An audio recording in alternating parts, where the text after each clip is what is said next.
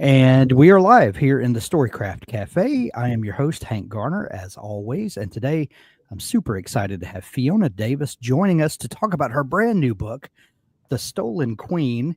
And if you're a fan of Fiona's books like I am, this was something that you were anxious to see come out. And it's if you love Fiona's books, you know that there's a certain vibe that comes from her stories, and this delivers and kind of ratchets up what you expect in new and exciting ways. The Stolen Queen is available everywhere now, and we were supposed to have Fiona a couple of weeks ago. She sadly had the flu, and so now that she's feeling all better, we're super excited to have you here on the show with us today. Welcome, Fiona. Thank you. I'm thrilled to be here. Thank you for rescheduling and yeah, it's been quite a month. Yeah, I'll bet it has. Fiona, the Stolen Queen is your sixth novel. Is that right? Or not? Number 8. Yeah. Number 8. Yeah. My goodness, where have the years gone? I know. When you begin a new project, do you like? I'm always fascinated by the kernel of a story, where it begins. And for some people it's a character walks onto the stage of your mind, and then you start asking the what if questions, or who are you, and what are you up to. With your books, a lot of times they begin with a place, and then you explore the people that come in and out through time, and how they interact with this place, and the stories that come in and out of this place. And I don't know any other author that approaches story quite the way you do when it comes to that. And The Stolen Queen is like that, but it takes on another dimension. But when you first start thinking about a new book and a new story, what is that first kernel that you start wrestling with? Yeah, I actually do start with the building, Okay. which I know it's strange. I think it comes back to my journalist days where I need something concrete to deal with. I'm not one of those authors that makes things up out of thin air. I need to do a lot of research and get the real facts. Right. And then I can layer a fictional story on top of it, but including, what was really going on in the city back then, what was going on in the building. And I guess, it's a crutch really, but Yeah. it works well, I think. I think it's an effective way of discovering a story. And that's what I'm doing when I start with the building. Gotcha.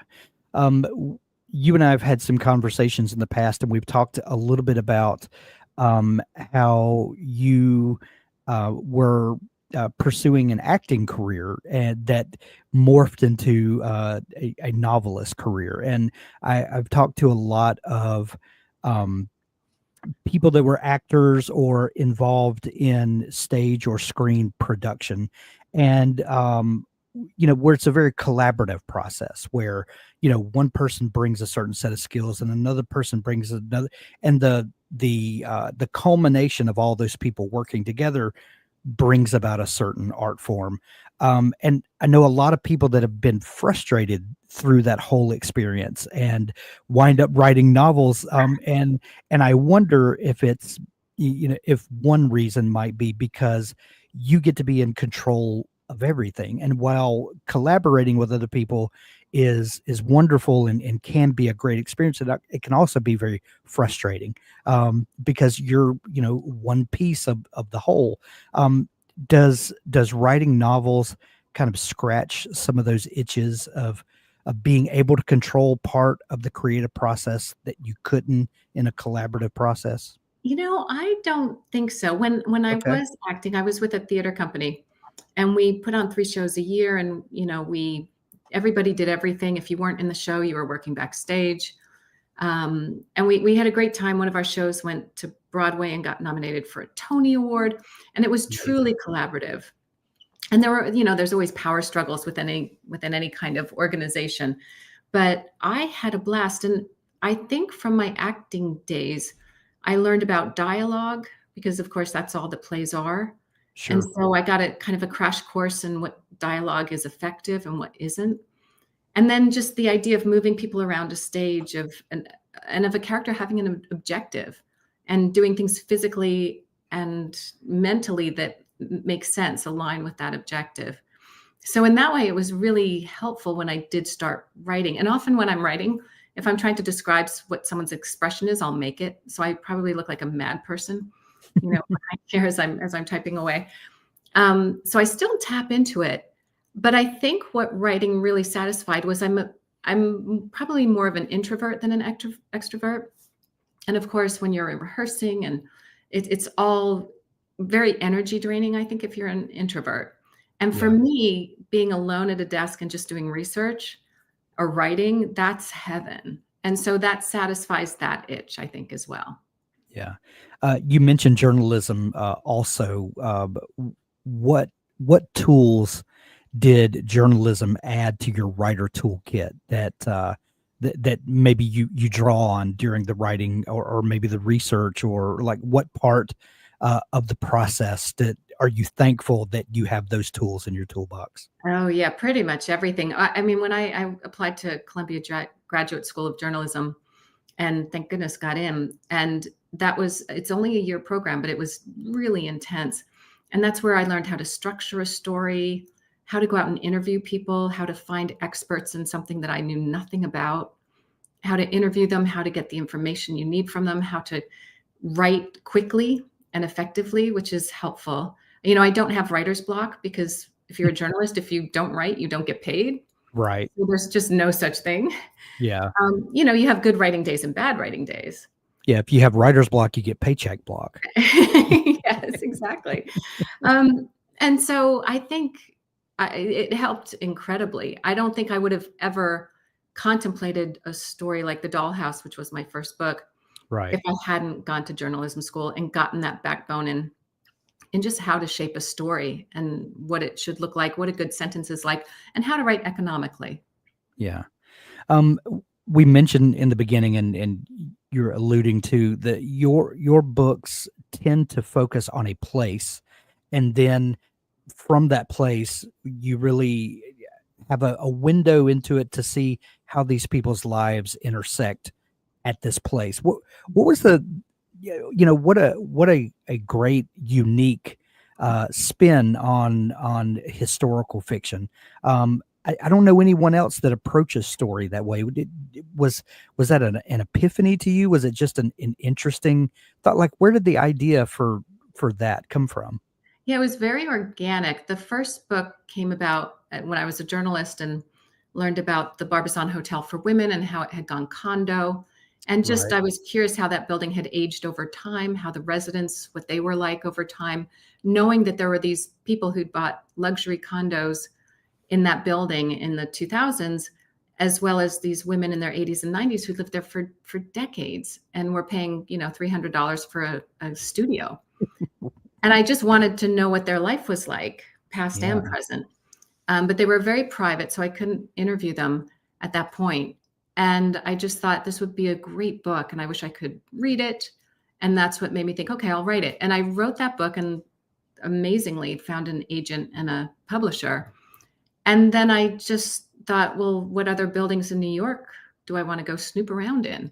And the Dakota, of course, would be incredible. And so just using my kind of journalist or author bona fides to get into these buildings and do the Right. research, it just naturally happened. And then I realized, oh, I'm the person who writes about landmark buildings. Great. Fine. Because what's fun about it is that readers know what they're getting. It's usually two Right. timelines, mystery, a couple twists, a story that moves, that chugs right Right. along. But at the same time, every book is standalone. It's a different Yeah. decades of the city's life, different people, different economic status of characters. And so that's really fun because each story to me is brand new. Yeah.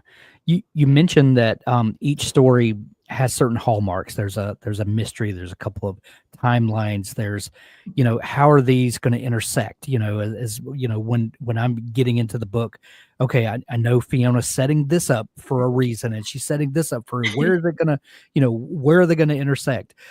How do you start planning out the storylines of it? Like, do you come in with, okay, this is the building, I see this fascinating aspect about it, I would like to weave this into it. And then, do you come in with like ideas like that and then start figuring out how to construct the scaffolding that holds all that up?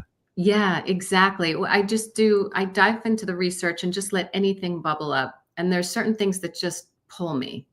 And people often ask, do I have an assistant to do all the research? And I couldn't do that because I don't know, I know what Yeah. is going to pull me in. And Right. there has to be something that's a surprise that I didn't expect, or because then the reader won't expect it. I want them to have a brand new experience of the city and the building. And so as I find these surprises, I write them all down on a legal pad with a pencil. For some reason, it has to be a pencil and a legal pad. And I just make these copious notes of, oh, what if the character was a curator? What if the character worked at the Met Gala? What if this happened? And then these ideas for scenes will start coming up. And then eventually I'll start feeling like, okay, I think I have a plot here. I have a character, a couple of them. They want something. What can I put in their way? And from there, I plot it out pretty carefully and just pull in things like, okay, it'd be great to have a security guard as part of the Met cast of characters. Right. And, and realize, okay, I want to do a curator who's in the 1930s in Egypt because that's an interesting time. Hmm. And then I want her to be around 60 years old. So that's 1978. And so all these things of like, okay, I want a character who's 60 because there's not many like that in women's fiction. They tend to be 20s or 30s. Sure. And so as I narrow that down, the story just naturally narrows down into what it ends up being. So it kind of distills. So I've written a couple of stories where I have an idea for a character, and then the plot kind of evolved out of this character. This is naturally something that would happen to this, or this character wants this thing, and I'm going to throw everything at them to prevent them, from getting that. So, but then I've had a couple stories where it was a plot, and I loved the plot, and then I had to cast that plot with people that would be plausible. So it sounds like you kind of have a hybrid of both. You have an idea of something that happens. Now who would be the best way to explore that? And does it kind of organically grow like that? Yeah. I mean, when I think back, I think the beginning of The Stolen Queen was I want to do the Met Gala because that's so, high fashion. And I want to do the Egyptian art collection because that's ancient art. They're two, pop culture and ancient art. What an interesting mix. And Sure. to show two different sides of the Met. And then I thought, okay, I want a 60-year-old character. And so for the Met person, why don't I make her young and fresh and innocent? Because that will drive the 60-year-old nuts. And so that's what I'm doing, what you're talking about, just finding obstacles. What will make these characters Right. not mesh well? Because you want that. You want conflict. You want obstacles. I joke around that the last thing you want to read is about a happy family that gets happier. Right? That's not a book. No, no, that's a brochure at best. Totally. Oh man. So you've got your legal pad, you've got your pencil, and you're taking the copious notes, and the story starts to take shape. At what point do you say, okay, I've got a grasp of this story, and I'm ready to start writing? And then, are you a plotter, or are you a pantser at that point? Like, or do you just kind of hold it all in your head and then venture out? How do No, you no. approach the writing? So as I'm doing the research, after about 3 or 4 months, I'll just feel like I have a good sense of the time period. And, if I don't know every answer to every question, where I can go, I'll have resources. I'll have gone through books and highlighted them. And, I'll have just a lot of information and a good idea of a plot in my head. And usually around that time, I start like hearing the first line in my head. Mhm. That will come to me. And then I'm ready to plot. And I do plot pretty extensively. I figure out who the characters are, do character worksheets of, what's their vulnerability, what was their childhood like, just everything I can to make them feel three-dimensional. And I even pick movie stars to represent them. For example, in the book, Charlotte is Charlotte Rampling, the French actress. Mhm. And Annie is Merritt Weaver, who's a wonderful, really quirky, interesting actress. And that gives me a sense of who they are three-dimensionally. And then I plot it out, and I have usually a few sentences per chapter and in each timeline, and then very carefully weave them together, which requires a lot of eating chocolate or drinking wine at night, because it's so painful to make the story work without giving something away in one timeline too early. You're just juggling a lot when there are two timelines. But once I have that, I have this great roadmap, and I Yeah. can use that to write the story and get a first draft done in about 3 to 4 months. So I'm a pretty serious plotter, I would say, although things do change in the book for sure. Have you ever had a situation where you're plotting out the story and either you find that the story doesn't go anywhere, or maybe this is a better one, and this actually happened to me in November of this last year. I completely plotted out a book. It was going to be a good book. It was I had twists. I had, it was a whodunit, and kind of in a classical uh Hercule Poirot sense. Love it. And but what I found was when I got finished plotting it, I didn't care about it. I've heard people say, well, I don't plot because I feel like I've written the book already. That's a bit of a cop out, I think. But my problem was I just didn't care. I wasn't passionate about it anymore. And I think it still will be a good book, and I've got a full outline written, but I went and I wrote something else because I just didn't care about it anymore. And I think that, it was much a better use of my time to explore that idea, get to it, and see if I wanted to spend 3 or 4 months writing it, like you talked about, because that is a big chunk of your time and your life. And if you're a working writer, you can't just waste 3 or 4 months of your life. Have you ever found in that part of the process that, doing all this pre-work let you know either that the story wasn't going to work, or that it just wasn't going to be something you were passionate about? Has that ever happened to you? Yeah, it happened once. It was interesting and very similar, where I was looking at Carnegie Hall for a location, and there's a fascinating, surprise about it, about all these artist studios that are on the top 2 floors where Marlon Brando lived, and all these photographers and opera singers and dancers. And it was this kind of crazy warren of artists who did not perform at Carnegie Hall. They were living smaller lives. Wow. And I thought that would be excellent, but I couldn't figure out the anchor for the outside the building. I just couldn't figure out what was going on in the city that would galvanize the plot. And I need both those things Yeah. in order to write. And so after a while, I just kind of drifted away from it. And very luckily, not soon after, Amazon asked me to write a short story. And I thought, oh, Carnegie Hall, all that research will not go to waste, because that is perfect for a short story. You can do that to be very compressed, very unified. Yeah. And so it worked out well. But I know that feeling where I just kind of drifted away from it. I couldn't make it stick. Wow.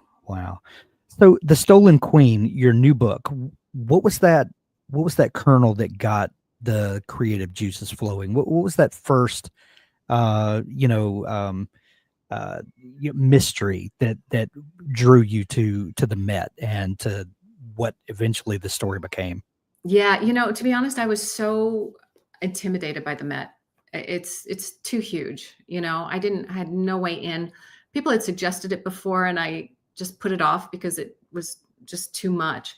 And then I read this article in the New York Times about the 2018 Met Gala, and Kim Kardashian was there. And I never thought I'd bring her up during an author talk, but I do now all the time.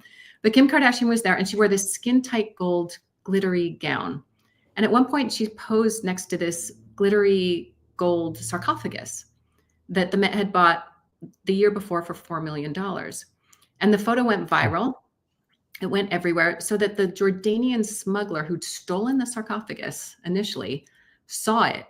And he complained to an undercover informant that he'd never gotten paid. And this got back to the Manhattan DA that has a whole unit on stolen art. They investigated and found that the export license had been falsified, and the Met was forced to return it. Oh, And wow. To me, that was the perfect mix of pop culture, ancient art, which I was talking about, Right. all in one building. And there were two such different things, but pulled together that I thought, okay, maybe there's a story there. I won't do the Kim Kardashian story, but I'll Right. make one of my own. I love it. So then, so the Met was something that you'd kind of had in the back of your mind for a while, just waiting for an opportunity to present itself, and the worlds collided there. Yeah, and that happens all the time, I find, right when I'm not sure or something's going on, there's some kind of serendipity and something will present itself. And maybe it would Yeah, have anyway, but I'm locked into thinking about it. And sure. then there it is. So reading that just got me excited because I thought, oh, the Met Gala, what fun. Like I'd love to go behind the scenes there. And now I can. Not literally, but in my head. Right. And then Egyptology had always fascinated me. And I thought, well, then people have always said, when will you go outside of New York? And I thought, I'll go to Egypt. And I did, literally and figuratively. Folks might have thought, will she venture out to the tri-state area? No, we're going straight to Egypt. Right. Yeah. We're not doing New Jersey or anything. Right. Connecticut, no, we're going straight to Egypt. So what do you do to prepare yourself to write that storyline? Because going from writing about historical places in New York to Egyptology is quite a jump. Yeah. So at the Met, I interviewed curators and technicians and art handlers. I read a wonderful book called Empress of the Nile by a woman named Lynn Olson. It's a nonfiction book about an archaeologist who was in Egypt in the 1930s as a young woman and had these incredible finds and this amazing career. And so that gave me the idea of, okay, what if I said it in the 30s from the point of view of this 19-year-old, who wants to be an archaeologist, but it's a very different world than it is now, very male. And so that's kind of what I did is I just read everything I could about Egypt, talked to people who were, I talked to a couple curators, and one of them talked about how one day they were living in like these sheds, during a dig, and they had tar paper over the roof, and it was so hot that it was melting down onto the kitchen table, the little bits of tar, or like this pink locust suddenly appeared out of nowhere and just filled the skies. And so that kind of thing, you learn those things and you're like, that will have to make it into the book. And, that's Right. what I think anchors the story. So the reader feels they're in good hands. So you've gotten very good at painting this tapestry that is New York, and the certain feeling and vibe that you get from being there. And what I appreciate about your books is that you don't have to give me every detail, but you have a really interesting way of finding. I'm trying to pull an example out of the top of my head, and I can't at the moment. But you have this way of grabbing certain little things that you can describe that then my imagination kind of fills in the rest. And you did that very well with the Egypt timeline as well. You don't have to tell me all about Egypt in that, but how do you locate the few details that then will allow the reader to immerse themselves and kind of fill in the blanks? Yeah, there's certain details that I know will make it, like the fact that when archaeologists in the 1930s would go out there, they'd sleep in tents and cots. And before they went to bed, they'd put a cup of water under the leg of every cot so that the scorpions couldn't climb up. And so that's a detail I'm like, oh, that's so visceral, right? That has Right. to go in it. But what I found with this book is, we'd gone to Egypt and done an incredible tour. And so I had lots. And I really ended up stuffing a lot into the first draft and then reread it and cut a lot out because you don't want to overdo it so that the reader just feels bogged down in Egyptian facts, Right. and so that was the hardest thing about the Egyptian section, actually, was pulling things out that shouldn't be there and simplifying it and, not over explaining things, because there was a lot to explain in terms of what Charlotte, the curator, is obsessed with, which is a female pharaoh. Right. I'm just trying to make it so the story still flows. That was tough on this one, I'll be honest, but Right. I think I got it there. Well, settings are great, plots are great, but if we don't have characters that we care about, then we just have a textbook. We don't have a novel. Charlotte Cross and Annie Jenkins. Tell me about these two ladies and how did you envision who they were and how do they fit into the story? Yeah, so Charlotte, I knew she'd be 60 in 1978 if she was in Egypt in the 1930s. And so I liked the idea that she was this woman who did all the work in the Egyptian art collection and got none of the glory. Her boss always did. You know, she's the one who really runs the place, but she'll never be, you know, be promoted Right. because she's a woman. And, you know, it just, I wanted her to feel very frustrated and kind of imprisoned. And also there's a tragedy that happens to her when she's in Egypt. And that really changes the course of her life and makes her turn in. And so she needs a jolt, you could say, at the beginning. Yeah. And so because of that, I made Annie her counterpart. She's an assistant to Deanna Vreeland, who's the head of the Met Gala, running the show. And Annie is 19, very overeager, not exactly qualified. Everything that Charlotte is not is Annie. And because of that, then when you put them together, there's, you know, all kinds of sparks. And I wanted Annie, though, to be sympathetic. And so her mother is very needy.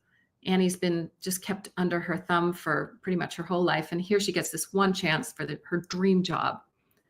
And so there's just a lot at stake. And I find with characters, that's the key. Make so much at stake. For Charlotte, her past, her secrets are all at huge stake when she, you know, as the book opens. And with Annie, all her choices, she's going out on her own pretty much. And Yeah. so you just put them out there and see what they do. You mentioned something I'm very intrigued by, and that is making characters sympathetic. Mhm. And you have these two main characters, and they're sympathetic for similar reasons in one aspect, but they're very different, and we root for them kind of in a different way. Mhm. What is it like? What do you look for when you've got a character and you like, she's too much of a Mary Sue, or she's, you know, she's too good at this, or she's not believable. How do you find those little cracks in their, you know, in their person that makes them human, that makes them accessible to us and not just a superhero? Yeah, that's a really good question. You know, my problem with most of my main characters, especially there's often an older woman and a younger woman, but Mhm. if the older woman, I tend to make her kind of bitchy and not very likable at first. I think there's something in me that is just ready to, you know, grab someone by the throat or something, some kind of suppressed something. Because when I first write them, they are so mean. And my agent or my editor, you know, they will say, okay, can we soften her up a little? And that's fine. Like, I don't mind starting her out as kind of a cranky old bird, Yeah. um, because then you can layer in reasons why she's cranky. Right. And as the reader gets to know that, they can see. And also, you know, she wants what's right for the museum. She wants what's right for this artifact that gets stolen. She's very personally invested in it. And if they're personally invested in what they're trying to do, the reader will be. Right. Right.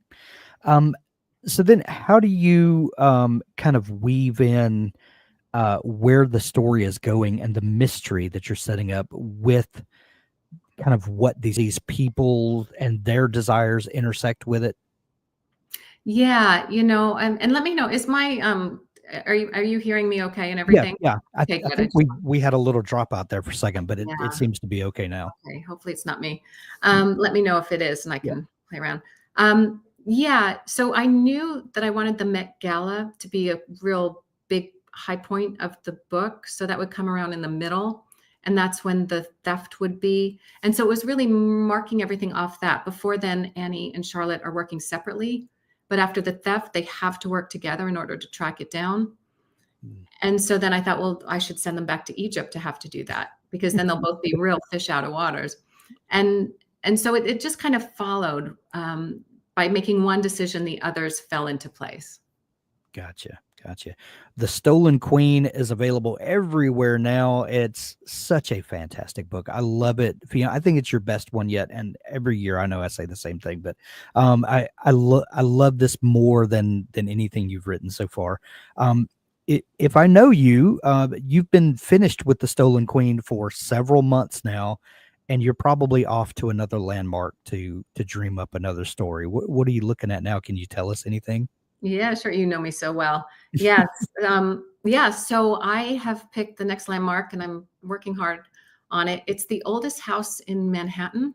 No one Mm, knows of it. Even most Manhattanites do not know of it.